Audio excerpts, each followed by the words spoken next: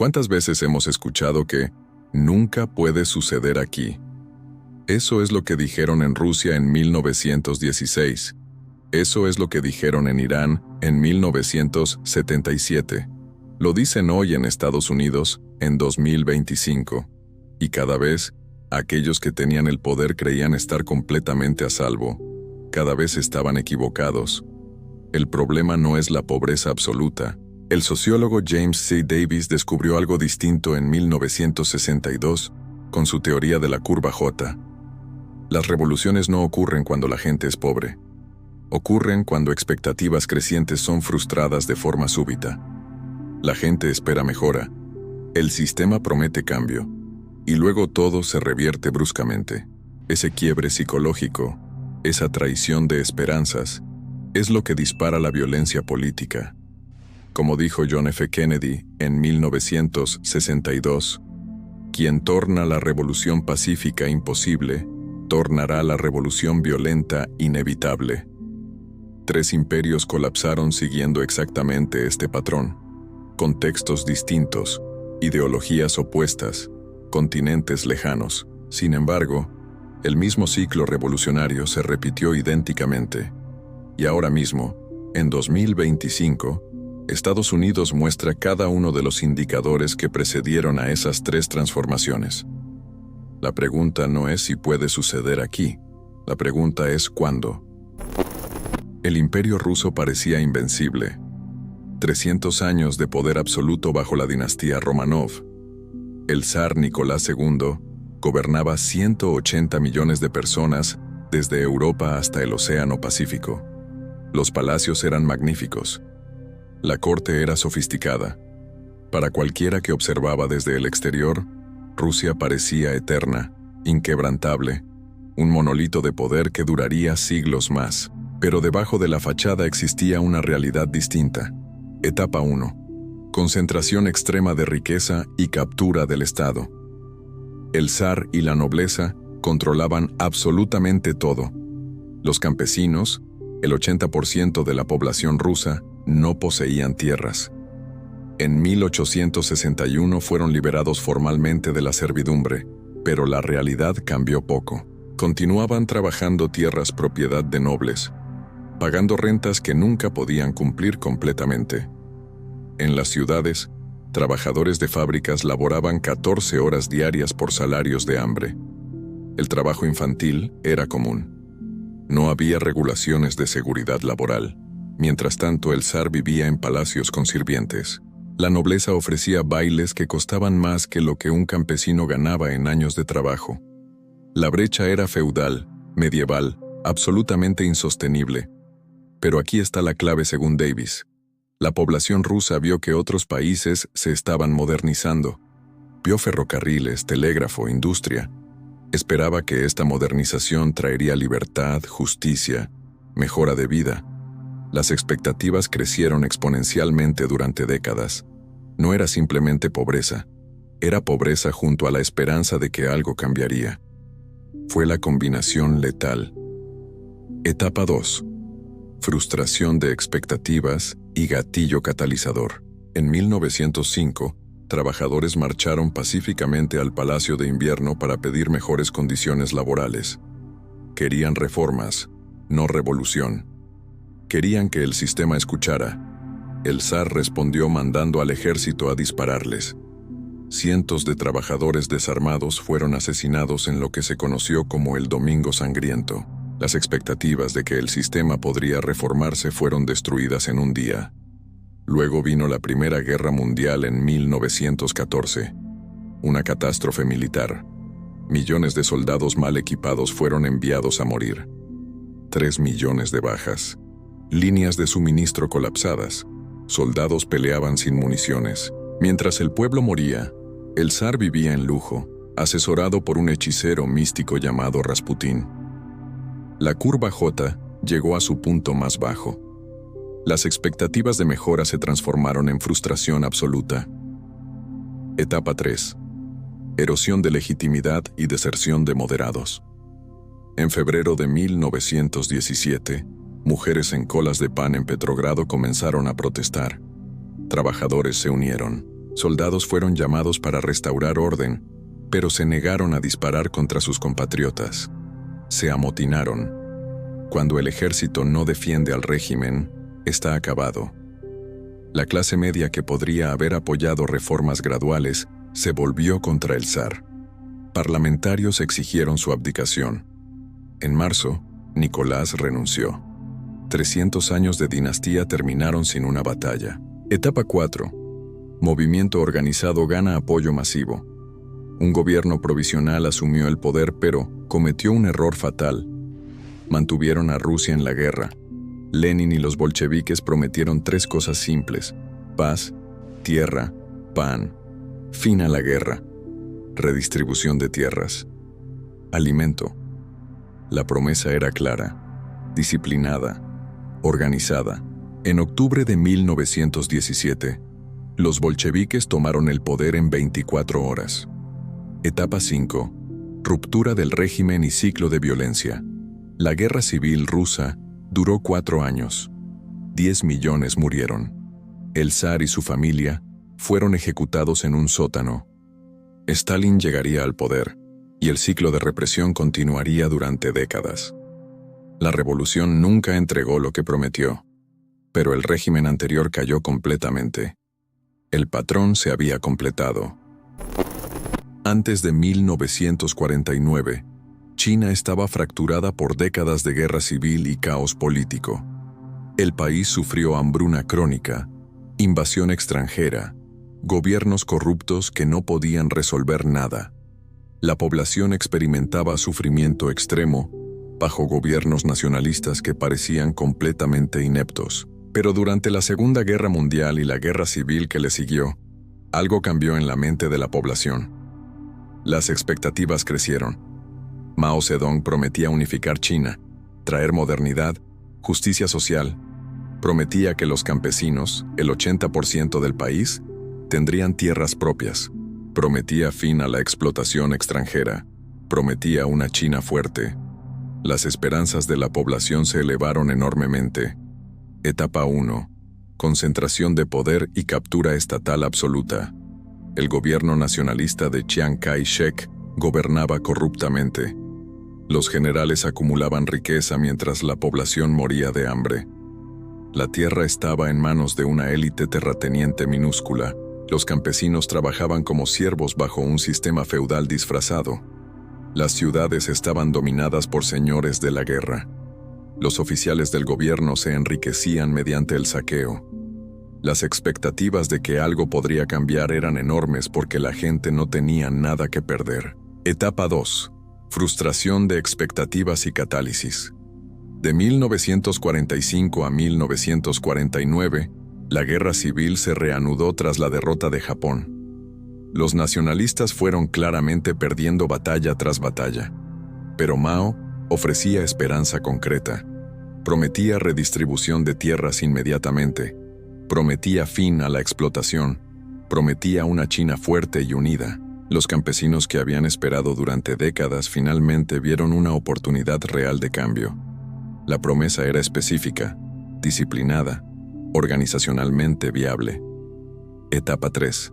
Erosión de legitimidad y deserción de fuerzas clave. El gobierno nacionalista se derrumbaba visiblemente. Los generales corruptos huían con sus ejércitos. Los militares de rango bajo desertaban hacia los comunistas. La clase media que podría haber apoyado reformas graduales veía que el sistema estaba completamente corrupto y sin futuro. No había esperanza en el statu quo. Las élites económicas y políticas perdieron toda legitimidad.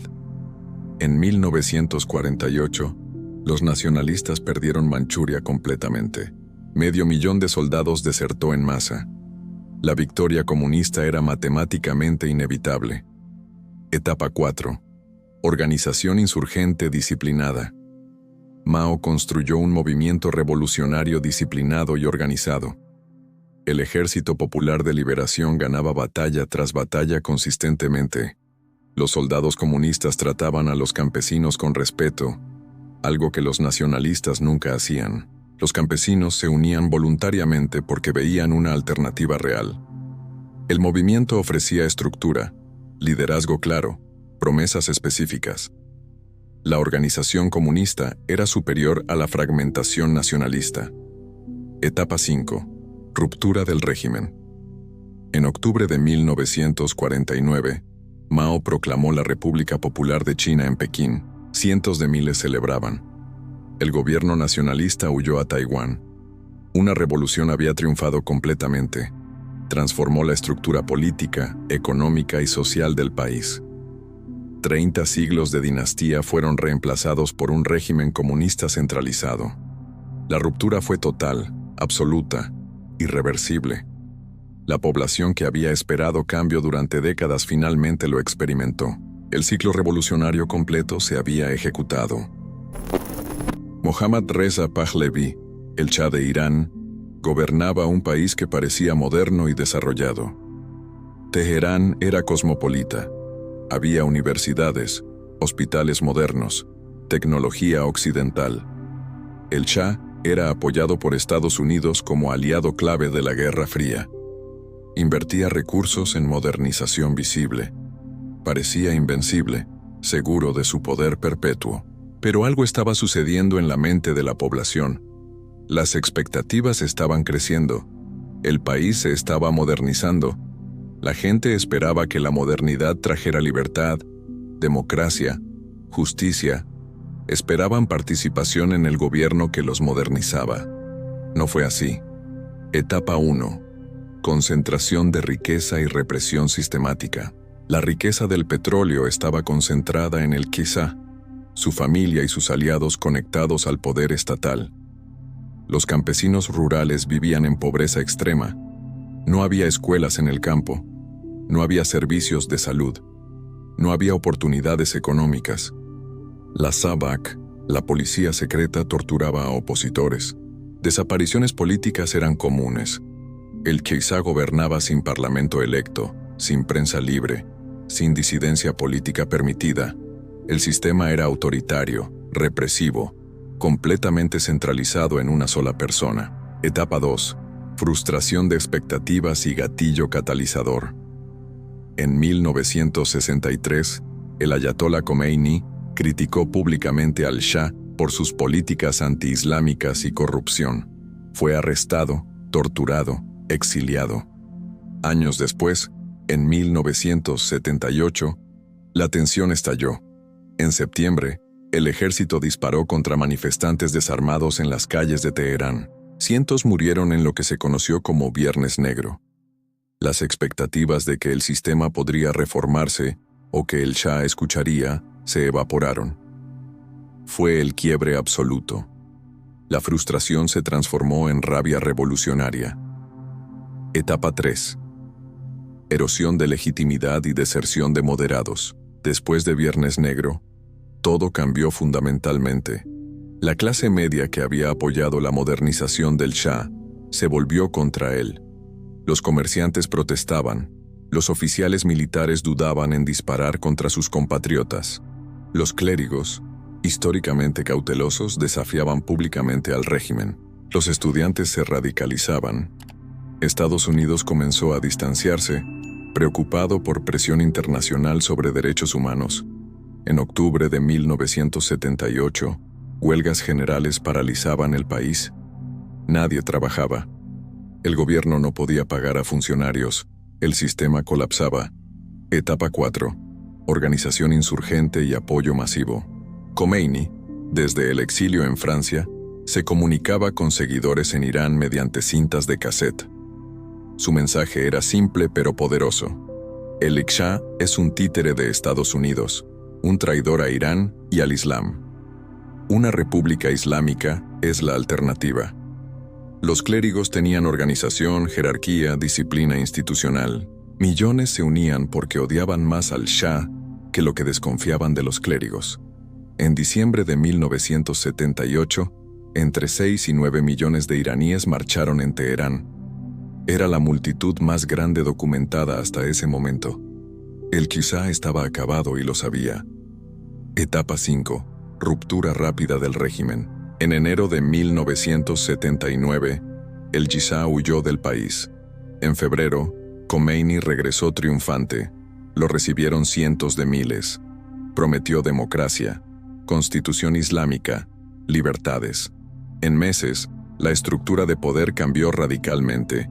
Khomeini se declaró guía supremo, un cargo no electivo con poder supremo. Entre 1980 y 1985, ocurrieron miles de ejecuciones. Tribunales revolucionarios condenaban a muerte sin defensas adecuadas. Irán pasó de un régimen autoritario a una teocracia. El gobierno islámico permanece en el poder hoy. La revolución triunfó, pero la represión también. 3 revoluciones.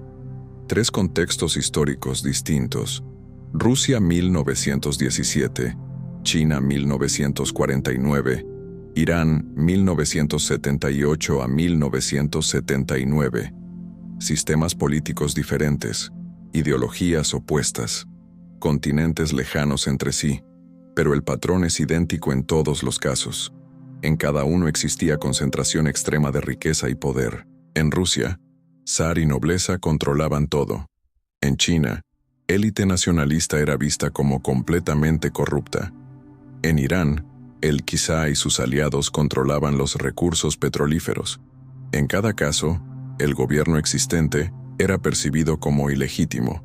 En Rusia, el zar fue visto como desconectado y cruel. En China, los nacionalistas fueron vistos como ineptos y corruptos. En Irán, el Qizá fue visto como títere extranjero y represor. La confianza en las instituciones colapsó completamente en todos los 3.